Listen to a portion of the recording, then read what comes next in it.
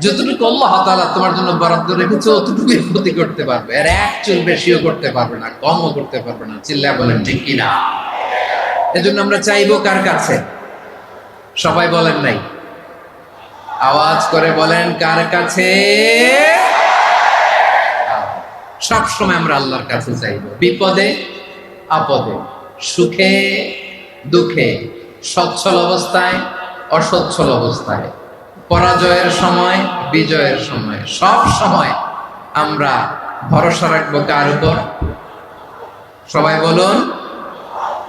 একদল লোক আছে যারা বিপদে পড়লে আল্লাহরে ডাকে, আছে না নাই? পটুয়াখালীতে মাশাআল্লাহ নাই।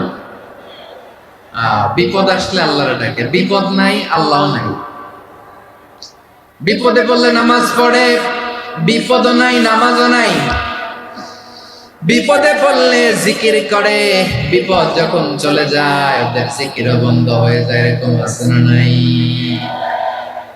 কিছু লোক দেখবেন পরীক্ষা আসলে নামাজ পড়ে, আছে আছে। জেনজি আওয়াজ করে, এরকম আছে? এই কমন পড়ে গেছে, কমন পড়ছে। দেখবেন পরীক্ষার সময় নামাজ পড়ে, পরীক্ষাও নাই নামাজও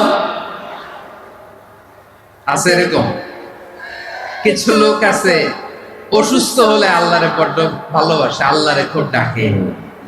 অসুস্থ হইলে অসুস্থতাও নাই, আল্লাহ স্মরণও নাই।